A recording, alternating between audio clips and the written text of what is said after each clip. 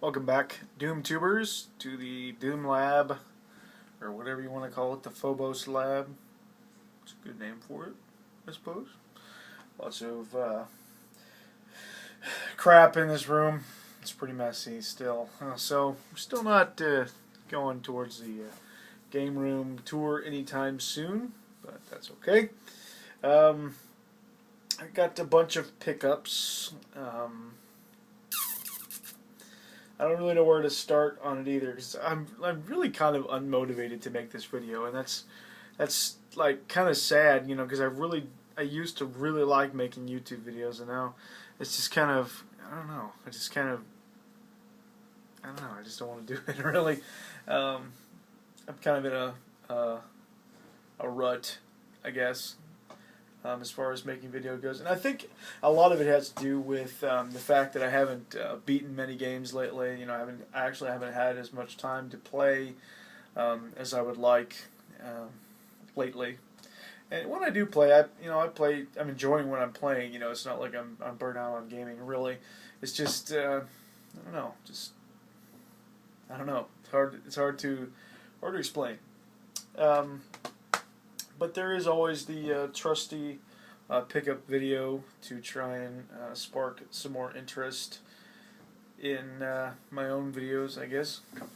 Got a few movies here. Actually, this first stack of stuff all came from a couple of garage sales in my town a couple of weeks ago. First off, picked up these movies.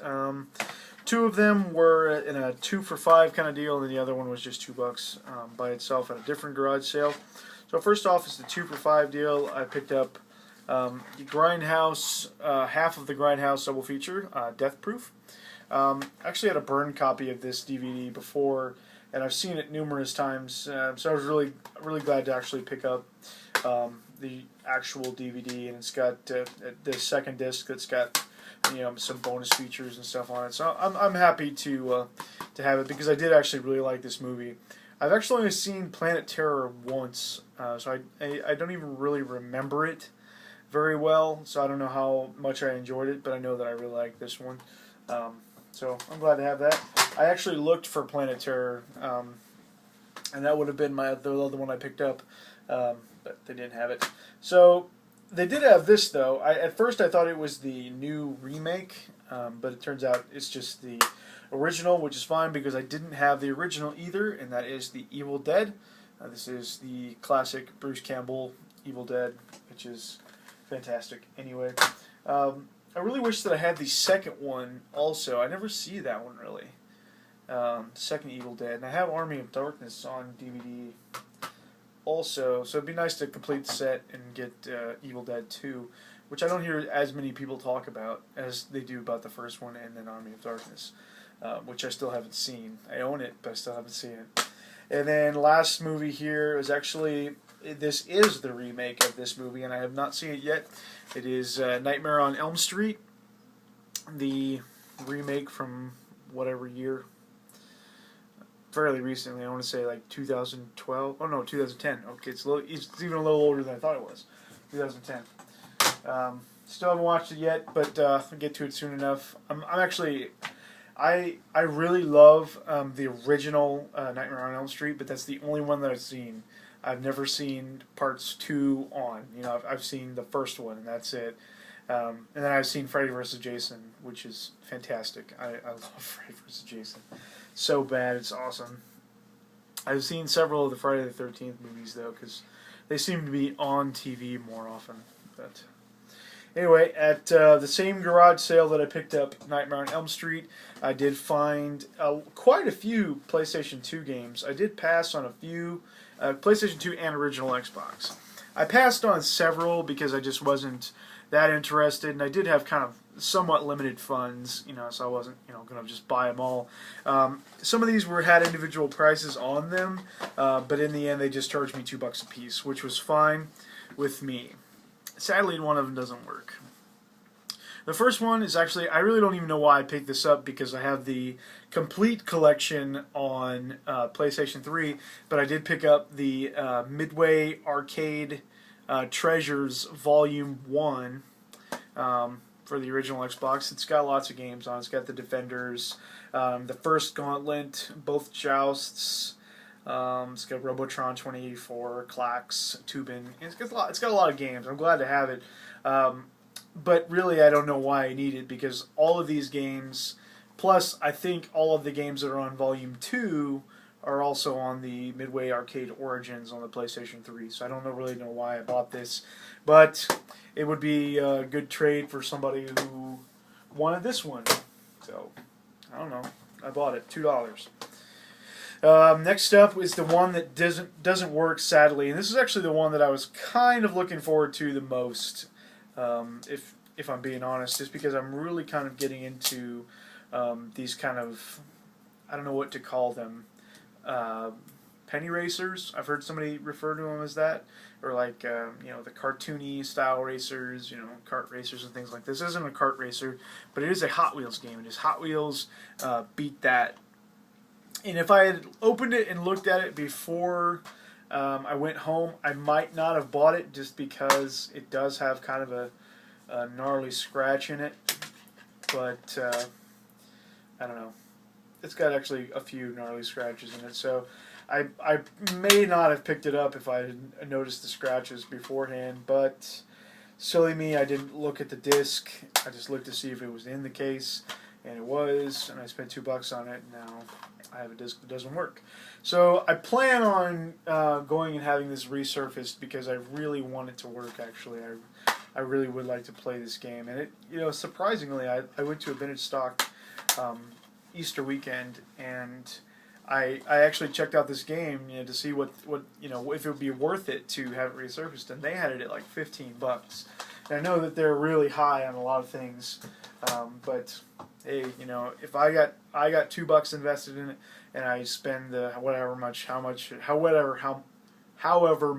it is to have it resurfaced, I don't even know.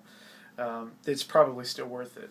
So we'll see what happens with that. Next up is a game and a series that I have not had much experience with, because I haven't even really tried them for very long, but now I own 3 games in the series, and it is Onimusha 2 on PlayStation 2. Upon buying this, I actually threw in my copy of Onimusha 1, or Warlords is what it's called, just to see if I would even enjoy the series, or if I was going to try to like bundle them all up and sell them together, or trade them off or something like that. And I really kind of liked it.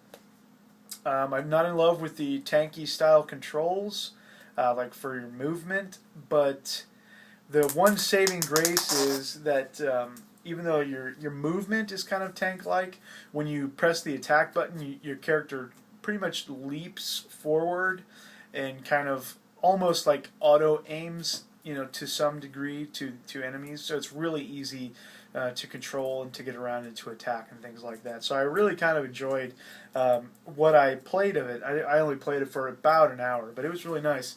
So, and I think it's a pretty short game too. I looked it up on howlongtobeat.com, and it was averaging about 5 hours to beat.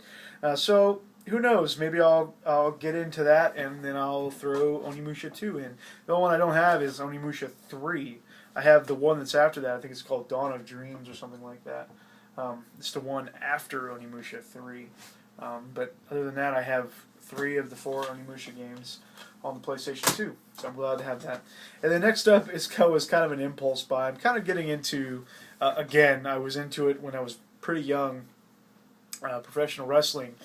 Just, on a very casual clip, I'm kind of just, I don't know, I've just been watching it a lot. I've watched WrestleMania with my buddy Brandon, and ever since then I've just been kind of interested in the kind of storylines that I got going on. I know it's all, facade, and it's all a big story, big long soap opera, but hey, I'm entertained, and I have cable anyway, so it's not like I'm spending a lot of money to watch wrestling events.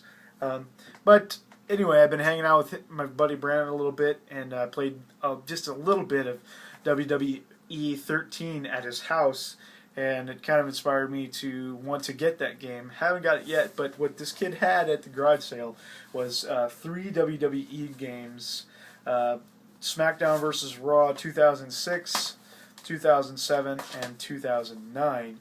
So for $2 each, to get a little bit of, wrestling slash fighting game kind of fun, wasn't a big deal. And I've got very little money invested in this, and they're pretty fun so far. I've played 2009 a little bit, and I like it. So what else can I say? And you'll see a trend. I have a few others, but they're a little bit different. Okay, that's actually it for the garage sale pickups. I've got three other stacks here. One of which is just a couple of games that I just randomly picked up. So I'll show you those first. One of them is a game that actually this very copy of this game I owned when I was a kid and had seller's remorse after I sold it to Haas several years ago, and I just kind of snagged it back, and I told him I'd give him something later on. He really didn't care because it's an NES game and he didn't play it anyway, and that is WrestleMania Challenge, WWF WrestleMania Challenge. This is one of those games. I know it's an LJN game and it's not very good, but it's definitely one of those games that you enjoy out of necessity when you're a kid. I mean, I was a huge wrestling fan, and we had an NES, and a friend actually gave this game to me a long time ago. So of course I'm obsessed with it because it's wrestling and it's an NES game, and I had an NES and I just loved it. It was so much fun, even though it's not a very good game and it was hard as balls, especially for a kid. You never get very far in these types of games, but I still played the bejesus out of it and liked it well enough. And yeah, I'm glad to have it back because it's definitely one of those games that as soon as I sold it, I had seller's remorse over it. And it's like, especially with my kind of a rekindling of professional wrestling and the passing of the Ultimate Warrior, who was the character I always used in this game. So definitely glad to have that back. And then the other random pickup, I was actually at Walmart looking for a birthday present for my wife, just a small gift for the day. We celebrate a birthday week at our house. We just get each other small things every day, for a week, and that's just how we do it. So I was there shopping, and I found this in the game section. Of course, I had to look, and I found the Serious Sam collection for the Xbox 360 for $10. This is a steal for $10 because the sheer amount of content on this disc, especially if you're a Serious Sam fan. It includes Serious Sam First Encounter, Serious Sam Second Encounter, both in HD, so they've been revamped. Serious Sam 3 BFE, which I believe was previously not on a disc anywhere, and it's on a disc here. I think it was just like a Steam and or Xbox Live Arcade. And also has Serious Sam 3 Jewel of the Nile and Serious Sam Double D XXL, which I know nothing about either one of those. But still, for $10, all that content on this disc, and it's got Xbox Live support too, co-op 2 to 4 players, and online multiplayer 2 to 8 players. So, for real, this game right here is amazing. I love Serious Sam, and for only $10 at Walmart for a brand new copy of this collection, I was absolutely a no-brainer. Okay, 2 more stacks here, small stacks. Each stack only has 3 games. This is a package that I got actually on the same day as the now infamous package from Ducky Do Gaming, when I showed the amazing generosity that he hooked me up with a PlayStation Vita and Tron, which is down here. The Vita is actually upstairs. But this was the other package that I had talked about, that I got the same day, that I had said that I would talk about in my next pickups video. So here it is. I did pick up for my buddy Austin Mackert here on YouTube, and I think he's just Austin on Atari Age. He posted his list of games that he was trying to sell on Atari Age, and unfortunately, I didn't have the money at the time because he had a copy of Final Doom, which I really wanted, but I didn't have the cash at the time. But lo and behold, I did end up with 3 games anyway. When I did have the money, about a week later or whatever, hooked me up with a copy of WrestleMania, the arcade game for the Sega Saturn.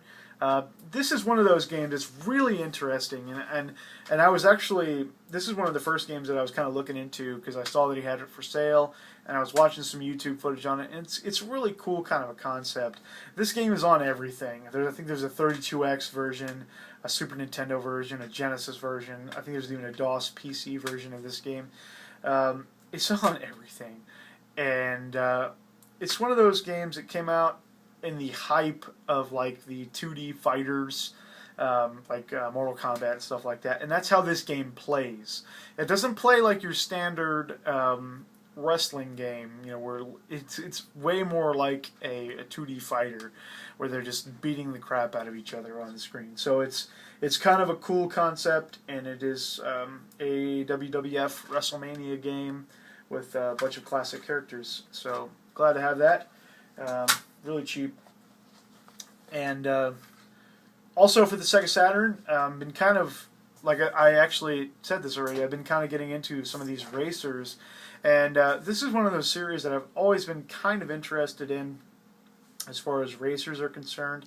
I've never been a big, huge racing fan, but I'm enjoying them a little bit more these days. So I did pick up a copy of the original Wipeout for the Sega Saturn. These are both disc only, the Saturn games, but they were priced right. So it was kind of a... he had another one that I wanted too, but I was like, I'll just get these two. There's another racing game, like I can't remember what it's called, like Impact Racing or something like that.